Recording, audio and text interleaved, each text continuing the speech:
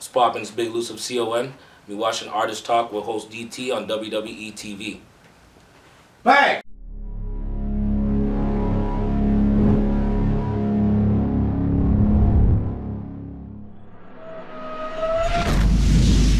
But this is WWETV, and I'm DT the Artist.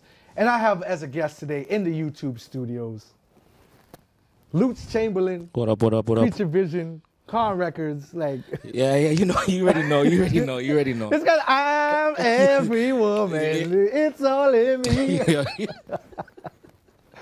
So, okay, start off. How did you get started, and then how did each thing happen? It's kind of it's like it's a long story, but I'm gonna cut it. I'm gonna kind of keep it. Yeah, give us the Coles Notes. Yeah. So basically, there was 3 of us. We were basically doing music in my house, and we just built from there. I started saying, instead of us going to the studio, because at that time we didn't have money to pay for studio time. Yep. We started. I started getting computer softwares and trying to learn my own stuff. So if you build it, they will come. Yeah, right. And then I was like, okay, we don't have money to pay producers. Let's buy a machine and make our own beats. Figure it out. Yeah. So quick story with that one. I bought. Sorry, I just had to do a quick story with that one. We bought an MPC 2000. Everyone knows what that one. The XL, the old school one. None of us know how to use it. So I stayed in my one of my boys' base. His name's Shakespeare. He's another guy in the group of CON, Creatures of the Night. We'll get to that later on. But I stayed in his house for a week. He fell asleep. I just learned how to use the machine for the whole week. I'm just there staying up, and I'm just learning how to use it. When I made our first beat, we danced for 20 minutes. Was it like the Bobby Shmurda dance? I don't even know. At that time, it was a young time, and we, it was amazing at that time, because that was the first time I learned how to use the machine, and I learned how to like make a beat for the first time. So you know, from what you're saying, basically you're one of those guys, like, I see a problem, I create a solution. Basically. Okay, we don't have nowhere to record, let's make one. Simple. We don't have no one to make beats, let's figure out how to make beats. Yeah, and at that time, we like went to 1-2 studios before, but not a lot.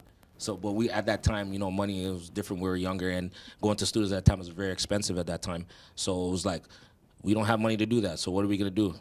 All right, let's get vinyl. Let's get vinyl, put it on a vinyl, and record into tape deck. Press record 2 buttons. You know, like some old school stuff. And then, you know, that's how it started. And then I just built from there, and I just wanted to do everything.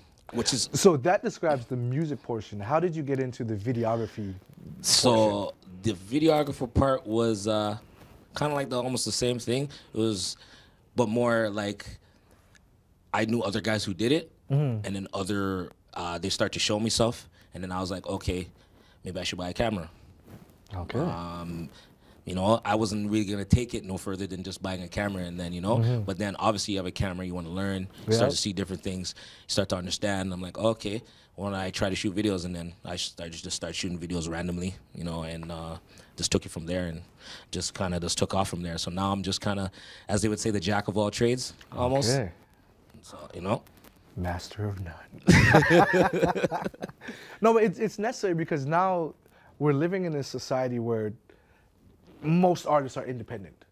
So you have to constantly be figuring out, how do I maneuver? How do I go here?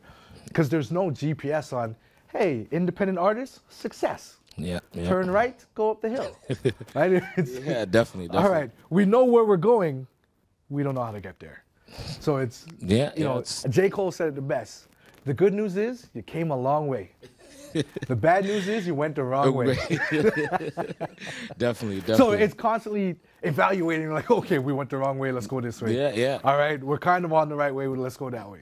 Like, the word I like to use is growth. That's my new word right now, growth.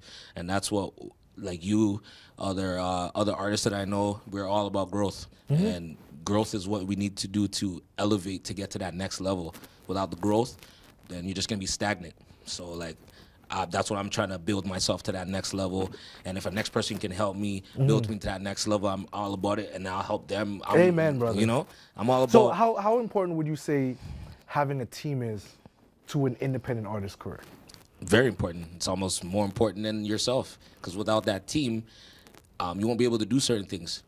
Like for example, because I do so many things, it's hard for me to focus on one thing at one time, right? So I can't just focus on this. I got to focus on this, that, and that.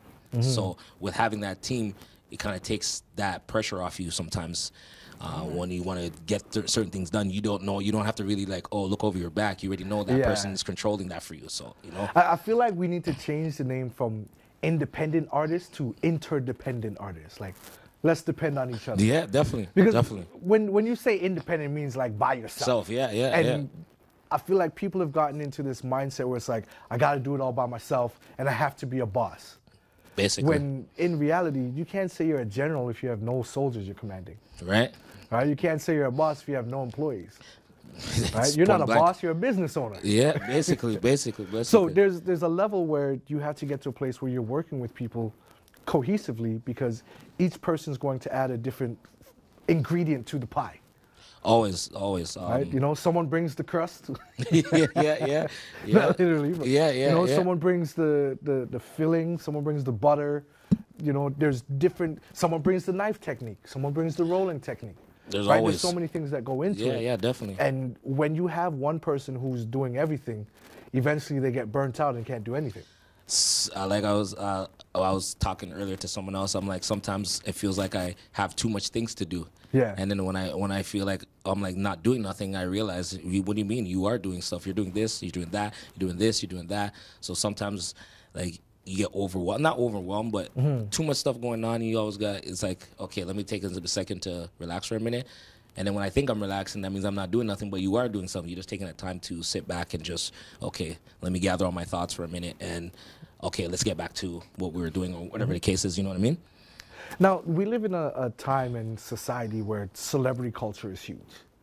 How do you feel that that's affected the independent market where people are, you know, they're like, I have to be rich, I have to be famous, instead of, you know, the love of the music and the passion? That's a tough one. Let me think about that one. Was this one of the ones you planned on? You were thinking, this is the one that I never planned for this one. This one does now. I'm like, oh, okay. It's just, I don't know. It's kind of difficult. Like, I don't know. Like, everyone is expecting to get to that level when you haven't done no groundwork. Right, you haven't done no groundwork, but you expect to get to that level, or so basically, you want all the perks of membership without paying the dues. Basically, like, you know, and I think that's what's missing a lot of times in our industry, or I'm not even saying our industry, in entertainment industry. A lot of times, people don't want to do the groundwork, don't want to be in the grit or the dirt. They don't want to do none of that. They don't want to start from nowhere. They just want to be like, oh. For example, you're doing your thing. I just want to jump on your ride and ride with you and not put in no work and just be like kind of living off your shine when you put in all this work and I'm supposed to just eat off you when, you know, just because it doesn't work, it doesn't even out sometimes. So sometimes I think a lot of people got to start from the bottom and then kind of move up. And then you the more work you do, sooner or later you're going to get to that stardom that you're looking for. Yeah. You know what I mean? So you're an artist. Yeah. You're a videographer. Yeah. You're, I guess, a label owner in a sense. Yeah. Let's say a studio. Okay. Engineer. Studio engineer. Yeah. And then you also give back to your community. How do you do that? Well, besides all the other stuff I do, I also coach a football team. The head coach of the Toronto Jets. You can see I'm just wearing the shirt right here. I'm a coach of that head because I've been playing football my whole life. So that's like my favorite sport. So it's just like music. I enjoy it so much. It's not even about making money or none of that. It's just I love the sport that much, and I want to give back to the kids. And I just want them to elevate and, you know that football is almost like life.